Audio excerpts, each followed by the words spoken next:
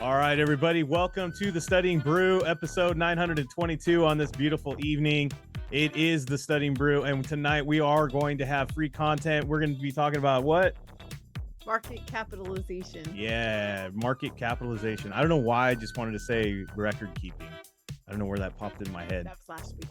Yeah, I don't know why, though. Anyways, market capitalization could not be more American. Right? Capitalization of the market of the capitalization. Yeah, we're going to go over that tonight. That's going to be free content. It's on every exam, right? If it's not directly asked, it's definitely referred to, and you need to know it for the fields. Yeah. And then Series 26ers, you're going to put some regulation in that? Yeah. All right. We're going to have something for everybody. Yeah, even the Series 26 people, because they're like, I already know this. I just need to know regulation. We got you. Anyways, everybody, we're happy to have all of you here.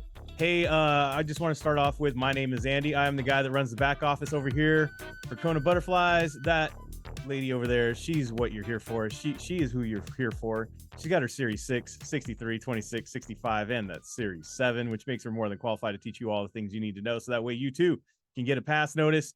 And today I was going to say a really important icon, an actual icon died today. Passed away. Jerry West. If you guys don't know who Jerry West is, you might not know that who he is. He's the actual logo. His silhouette is the logo for the NBA. That is actually him dribbling the ball. The NBA, by the way, will not acknowledge that that's him. But that's him. Yeah, they won't acknowledge it though. For decades, they would say that that's not him. Then they would just kind of wink.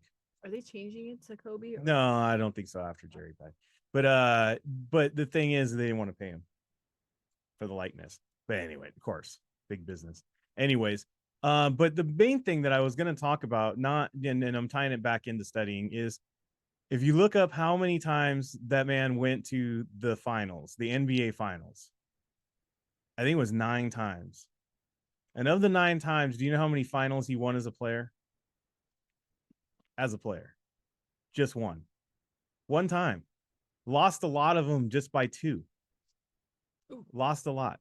Guys, he went off to win like 7 different rings.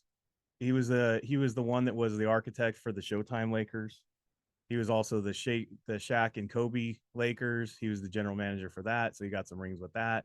He also did the whole Steph Curry, and you might have heard of that team up there. Yeah. And he got 3 more with them. Yeah. With the Warriors, the Golden State Warriors.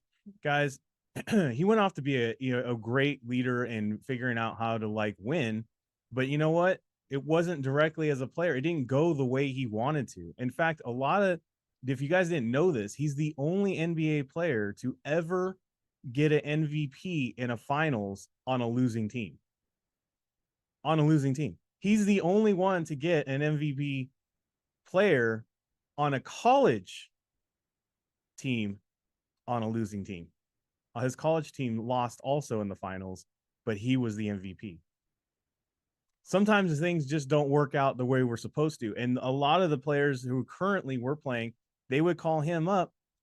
And guess what? One of the things they would talk about? Notoriously, LeBron James, I guess, when he lost in the finals back when he was in Cleveland the first round, he went and said, hey, how'd you get over losing? Losing sometimes and failure, it's all a mindset, guys. That was his takeaway. It's all a mindset. It's all a mindset. You have to go back out there and you do it again. You give your best every time, no matter what, win or fail. And you win by learning every time. We might not win directly, but we win. So tying it back to these studying, guys, these exams are not easy. These are some of them. I want to say these are the most hard. Some of these are the most hardest exams that are in the professional world, not just in this industry, but in the professional world, period. Especially if you're taking the Series 65 and the Series 7. They are the top dogs of tests. They are not easy at all. I don't want to cherry, I don't like to, what do they call it, sugarcoat it. I don't like to put some chocolate syrup on it, whatever you want to call it to sweeten it up to make you feel good about it. Look, the facts are, it's a tough exam. Saying that, it's totally doable. Just like there's been many of people who win every year the NBA finals, right? There's every year there's someone wins the Super Bowl. Every year someone wins all these different, I'm just tying it into sports because it's easy. But every year someone passes it. Guys, we've already had crazy amount of 65 passers this year, more than most. Most study preps have it all for the entire year. We have doubled that. Just saying. And I'm not saying that by tooting our horn and all this other stuff, but guys, we give you a system and how to do it. And it didn't happen by winning every single time. This system was designed and created after failure. Brandy failed the 26 3 times. She had the 6-month wait. That's when she said, you know what? I got to figure out a winning combination. I'm not comparing her to Jerry West, but I'm saying it's the same kind of concept where you take the failures and you develop a system to win in a different way. And that's what she did. And then guess what? She did that and applied it to the Series 65, passed it the first time. 2 weeks later, passed the Series 26 on that try. And then a year later, passed the Series 7 on the first go. All of the system that we have created, that we have in our Kona Butterfly system, was all developed off the back of failure. I don't like to say the word failure, but it is what it is. It wasn't a win by no stretch of the mean, no stretch of the imagination at all. It wasn't a win, not even close. Even though she was guaranteed many a times by all, a couple study preps, I'm guaranteed with this score, if you get it on a Q bank, you're going to get a pass notice. That's why you'll never hear those words out of my mouth or Brandy's. You get a score on the Q bank and you're going to guaranteed to pass. I don't believe in guarantees. I don't believe there's a guarantee in securities. I don't believe it starts. We shouldn't put it in the studying right for the, studying for securities either. There's no such thing as guarantees. That's a bunch of marketing. I'll keep it clean. But I'm just saying, guys, failure is not bad. It's not what you want, but guess what? Sometimes we don't always get what we want because we're being prepared for a blessing. There's something we have to learn in order to get to where we need to go. And it might not always be the direct pass notice. It might not be the direct yes. It might not be the everything that we want at that moment. And there's things we have to learn so we can get past that and excel at a higher rate and get blessings at a much higher yield. Guys, you're being prepared. Don't take these failures as bad. Just take it as what it's supposed to be, a way to learn. You learn way more from failing. You can succeed way more by failing. You ask anybody, you cannot succeed without failure. You cannot win without failure. You cannot. It's just the way it is. You can't have daytime without night. They go together. You can't have black without white. You know what I mean? Or white without black. You have to have both. It's just the way it is. So don't take it personal. Don't lose confidence in yourself. Definitely don't lose confidence in yourself. If anything, use it as fuel to carry you. Even if you haven't even taken this exam, if you're getting those quizzes and they don't look so good, okay, so what? So what? Keep learning, keep going. And if you're part of the Kona system, show up to the lives, be on the Discord, plug into all that. We have everything. If you're not involved with us, we got a great QR code that's going to be up on the screen. Or if you're watching this on YouTube, please subscribe, pass the word along. We do this for free. Hit the notification. Guys, hit the links. We have a way for you guys to always have accessibility to us, whether it's in the live sessions, whether it's on the Discord. Please reach out. If you want Brandy's help, you got to be on the Discord, that message board. You got to reach out to her.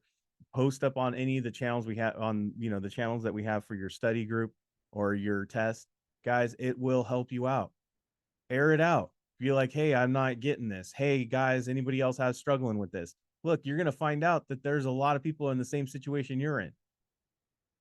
And I'm going to say this, guys, there's no Q bank out there that's perfect. There's no such thing as a perfect Q bank. None of them are close to the exam. And that's on purpose. That's by FINRA. That's by NASA. They pay people to actually take the exams and make sure that whatever there's out there in the Q banks, there's nothing in the exams that look the same. They do it on purpose, guys. They pay people 6 figures to do that, to go take exams and to check to see that those Q bank questions are not in the real exam. That's all they do. Look, so the main thing is you got to get yourself a system, not just learn content, because the content isn't so easily put in those exams. Have you noticed that? You're like, I've been studying this, and these questions don't seem like they line up with the content. It doesn't seem like it's a very direct question on the content that I've been studying. It doesn't seem like they're asking me anything that I looked at for the last, I don't know how many hours or days or months or whatever, how long you've been doing this, right? So that's why we have a system, whether it's, we got the content, we have the techniques and strategies. We do that on Tuesdays for free, right? We're going to give you some free content tonight. We're going to show you how we work it with keywords, how we make it simple, and how much we don't need to know and how much we need to know. Surface level stuff, common sense stuff, techniques, strategies, all tied together. It's a system to help you get past notices, not just with this exam, but multiple exams. Not just with one exam, but multiple exams. You guys are in a profession that requires many exams to be passed. No matter what firm you're coming from, there's multiple exams to be passed. And then once you pass them, guess what? You get to pass a continuing education on them. There's always going to be tests. Always. That's what happens when you have great responsibility. So get yourself with a system. Join us. We got 21-day plan. We got a 30-day plan for the 65. We've got the guided program with the Academy for the SIE. We have the study guides, SIE 6 and 63 and the 26. 951-290-3077. That's the phone number. We're also on Instagram and Telegram. Check us out, guys. Look at it. See how we got this thing different than most. But most importantly, pick yourself up. Keep that positive mental attitude. We'd say it all the time, PMA, PMA, PMA. Guys, the biggest enemy you have in all of this is you. You're the biggest enemy. It's your overthinking. It's your negativity. It's your procrastination. It's your doubts. It's your inability sometimes to be a little humble and learn a different way. You're the biggest enemy. But once you know who the enemy is, guess what you can do? You can defeat it. You can change it. You can change the way the battle's going to be won. And if you need help, we're here for you. Tomorrow, we have some sessions going on. We got the SIE. We got the 65. We got small group tutoring. Check it out. Starts at 9:30 a.m. Brandy's going to be kicking it off with that SIE. And then we got the 65ers. We got our financial advisors meeting up. And of course, the small group tutoring later in the afternoon with that tier for the SIE 6 and 63. Got to be pre-registered. And if you're not, message me over on that phone number and let me know, and I'll see if we can squeeze you in. But you still have to be in that tier to get in there. All right, you ready? Yeah. Let's go. Free content Wednesday. Brandy's going to be going over that capitalization of the market. Market capitalization. Yes. I said it like Yoda. Yes. Capitalization of the market we will study. Study we will. Study we will. Dang, that was too slow. Boom. All right, let's go. Guys. So you guys, we hear this idea of cap, right? We hear this very frequently, right? If you're talking to my teenagers, it means a whole different thing. Yes, that is very true.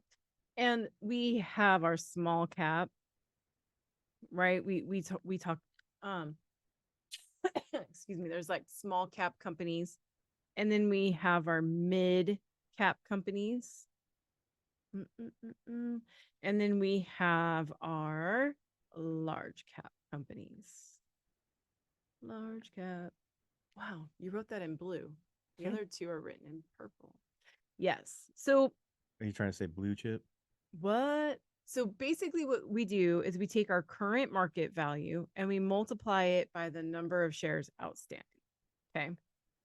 By the number of shares outstanding. When you hear, like, if the market does drop, let's say the market drops 1%, right? You'll hear Elon Musk, because he's pretty stock rich, right?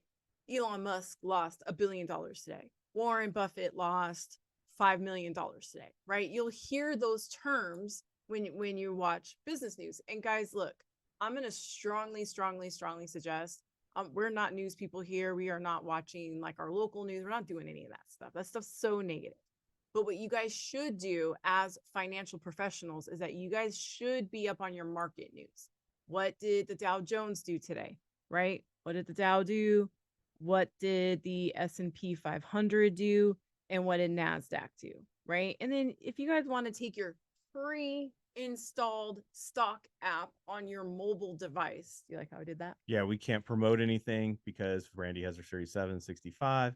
Yes. So I use my pre-installed stock app on my phone.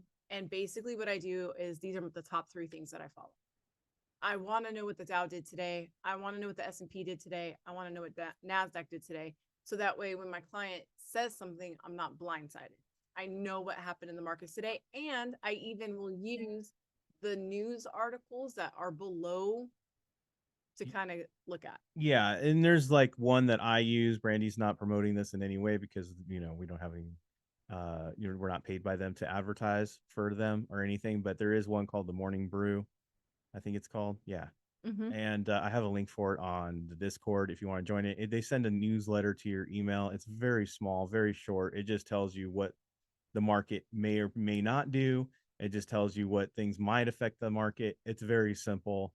There, I mean, I don't know. Maybe I have blinders on this stuff, but it's not very political. But there is politics that do affect the market, whatever that is, right? Yeah, we're in an election year, guys. I It's don't know if you going to know affect the this. market. Markets are going to affect. And look, I am going to say this. I will say this until the end of November. It has nothing to do with who are the candidates. It has nothing to do with who gets voted in or reelected or anything like that. The markets always dip right before an election because nobody knows who's getting elected. Right. It's just that markets are very emotional. There will be a change. We're emotional people. People are emotional investors. There's going to be emotions. There's always going to have a change in the markets. And then again, we are not trying to put any kind of political stance on anything. This is just history. Go look historically on all different elections and see what the market does. And then you can compare. Exactly. All right.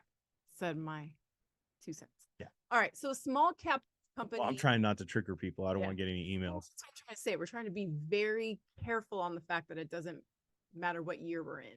I mean, what election we're in. Got it? Okay. So guys, if I have $2 billion or less, I'm a small cap company.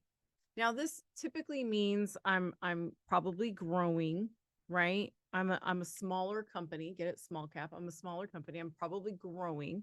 I'm probably not doing. I'm not distributing. I'll be a big kid, mom. Right.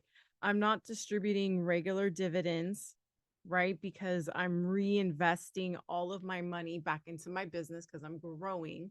And the other thing is that this is usually carries more risk that of business failure. It's not an established business. It's just started. Guys, there used to be a time when $1 billion was a lot of money. Carries more risk. Carries more risk. Yeah. Remember when people used to go, I want to make $1 million. Remember when people used to say that? Like I'll be like, that was a big deal. Oh my gosh, if I had $1 million, now it's like, what's million? And honestly, no, this is so true. Buys you a house in California. Used to be because there used to be a thing they used to call them unicorns, right? So back before the pandemic, if a company IPO'd, initial public offering, if their first offering out the gate was over $1 billion, that was called a unicorn because that was so rare that out the gate, you're already valued at $1 billion. Dude, in 2020, I want to say it was 2020 or 2019, there were like 10 unicorns that year. It's not becoming that rare of a thing anymore that your initial public offering is valued at $1 billion. Isn't Right. that crazy? They're no longer unicorns.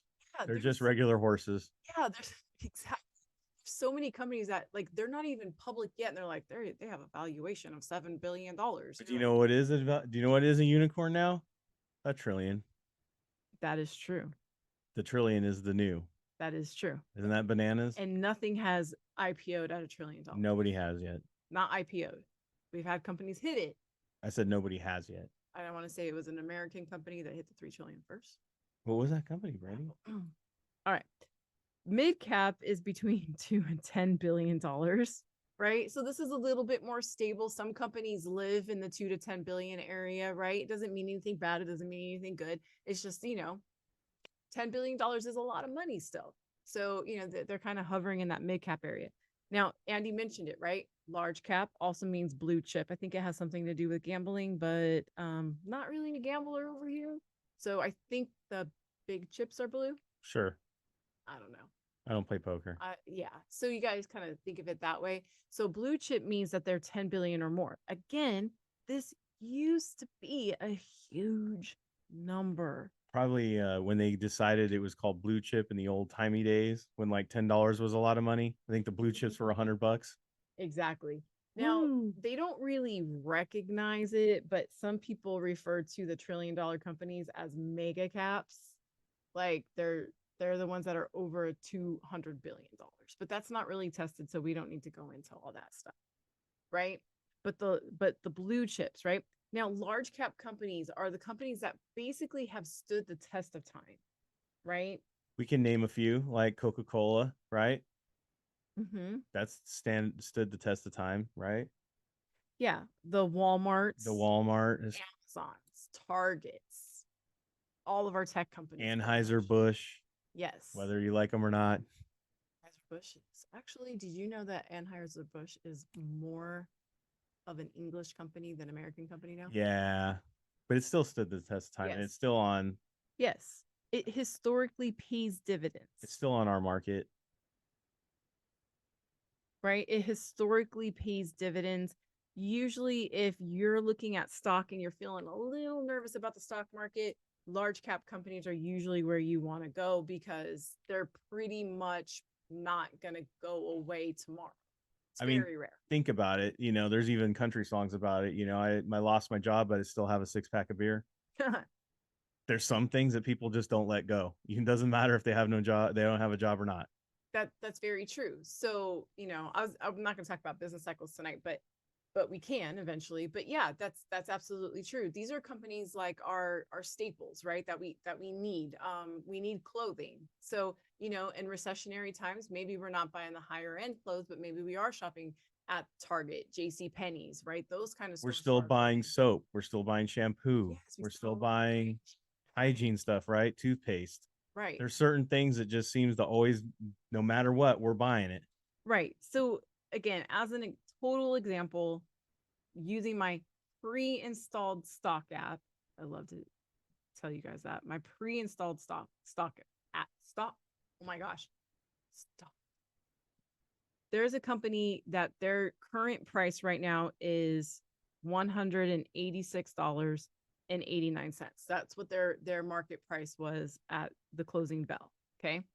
They have, and correct me if I'm wrong, but 33.48 million. Isn't that 33 billion shares? I think so. I'm not the math person. You're the math person. I look at you. I think that it's 33 billion. So if I do the math just really quick, right? $186.94 times 33.48. Oh, my zeros won't go that far. Sorry, guys. My calculator doesn't go that far, but I'll just tell you what the app says. I'll just tell you what the app says. This equals $1.948 trillion. That's $1 trillion company. Because look at how many, this is the number of shares outstanding. That's a lot. Mm-mm-mm-mm. Those are outstanding shares. That means that, and by the way, we're going to talk about it real quick right now because guys, this is a very confusing They're thing. not just good, they're outstanding. Right. But this is so confusing because there are some study preps out there that get this wrong. There's authorized shares. Some people put it on their Instagram even. There's issued shares. There's outstanding shares. Yeah, they're not just good. Right. And what I consider the stupidest name, and I'll tell you why, is treasury shares or treasury stock. Is it because it like confuses people? Yes, absolutely 100%. At 100%, it's very confusing. So, real quick, the way what this means is that authorized shares is the max number of shares allowed to issue. Max number of shares allowed to issue. I'm allowed to issue 20 shares. Let me make it a little I know higher. it's a lot. Okay, 2,000. 2,000 shares. Okay, that's my maximum amount ever. Okay. Now when I Not go 2001. no. When I go IPO, right? I'm going to issue. Now, look, if you were given like a max amount total and you're a brand new company, are you going to give them all the way at the beginning? Or are you going to kind of keep some back?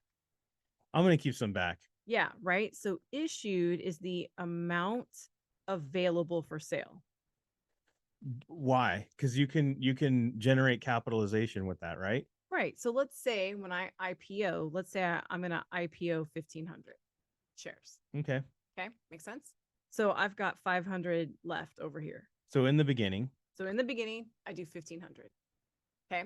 And let's say that I was blessed and I actually sold all of my shares. everybody bought it. Everybody bought it. So the number, so outstanding is the amount of shares owned. Amount of shares owned. I know, guys, we don't think about that. We think of outstanding as that they're out there hanging out, not really doing anything. But outstanding means they're in the hands of shareholders. Hence why they are in our math equations. They're in the math because people own them. Okay. So how many shares do I have outstanding right now? 1,500. 1,500 because I said I sold them all. Right. So then let's say, I don't know, let's say about 5 years from now, I decide, ooh, I need to raise additional capital. Oh yeah. So I got a new idea. yes. So I'm going to do an APO and I'm going to take that 500 that I have left and I'm going to go ahead and do an additional public offering. And I'm going to release 500 more. So now I sold all plus 500. So now I have a total of 2,000 outstanding, right? Now let's say even further down the line, and this is why this one is called, this is a stupid name for this, right? Let's say further on down the line, I decide, you know what, I have a lot of money. I'm going to buy back some of my shares. Treasury shares or treasury stock are shares bought back by the issuer. You're all Tim, Michelle. I'm gonna buy back all them Yeah. shares. So let's say I decide How much did you buy? I'm gonna How take much back, did you pay for it? I'm gonna take back 250 shares. Right. Okay. So I'm gonna go out in the market and I'm gonna buy 250 shares. I'm gonna subtract that 250 from my outstanding. So now that means I have, quick math, 1,750 is my new total, and I have 250 treasury shares. There's no rights, no voting, no preemptive rights, no dividends. We took them out of circulation. They're out. They're just sitting there on the desk. Yeah. If they're sitting on your desk, are they doing anything? No. So there's two reasons why a company does this. One, they want to bring back in some shares. Maybe there's an Elon sniffing around wanting to buy up all your shares, right? So they're trying to take out some of that. So ownership. like a defense.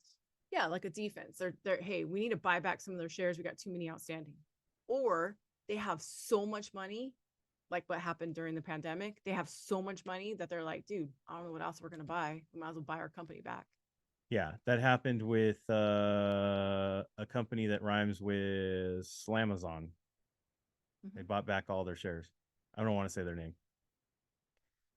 We all know what they are. They deliver things. Mhm. They're a $1.948 trillion company. Not in circulation. Oh, no rights. No Sorry. rights. That says no rights. Nothing. There's no rights. There's nothing, right? Correct. No voting rights. No voting rights. No It's preemptive. on your desk. Right. They're just sitting there. They're just sitting there. All right. They're in your drawer Zoom out. for a rainy day in case, because I know how Tim is. He's just trying to do a hostile takeover. I could smell it. He's not going to get all my shares. I got him in my desk. That's right. Guys, that sums it up. That is a very surface level, but at the same time, it is a very basic understanding of how our markets work, on how shares work. And I know, guys, look, you've seen it in the headlines, you've seen it in news stories, hostile takeovers, people buying back their shares because they have an excess amount of like money, or they're taking their company back, they're buying it back, they're issuing APOs, additional public offerings. That's how it all works. That's how it works. Guys, this is how many of these businesses generate capital. This is how they generate revenue. This is how wealth is created. This is how the market is done in a very basic way. For your exams, guess what? It's a very basic understanding that all you need to know. Any more than that, you're overcomplicating it. Do you understand? You're overcomplicating it. Keep your studies basic. The problem with too much information is we get too confused. We overcomplicate it. We put more into it because we're so excited because we learned so much. And then guess what? We go from a right answer to choosing the wrong answer every time. Yes. Keep it simple. And if you're taking the series 26 and 63, Even more. even more simple.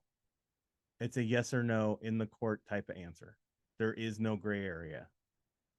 That's the way those exams work. So tonight, take that kind of mindset to your exams. Don't be afraid to try the techniques out. Don't be afraid to keep it simple. Remember what I said earlier. Failure is the way to success.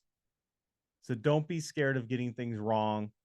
Learn from it. And if you need something, we got you. We got live sessions happening tomorrow for members. We'll be back tomorrow. We're going to be doing techniques. We're going to be doing content. We're doing quiz questions. It's going to be everything that we did all week long, all wrapped into one Studying Brew for 30 minutes. Same bat time, same bat channel. So we'll see you guys tomorrow. Stay safe out there. Wash your hands. Don't touch your face. Don't touch your friend's face. That's all I know. And keep that positive mental attitude. PMA, everybody. Have a great night. Thank you guys so much for being on. We super, super appreciate you guys. Remember, keep it on the surface. Practice those techniques. Practice the Kona catchphrase. We will see you guys tomorrow. Have a great one.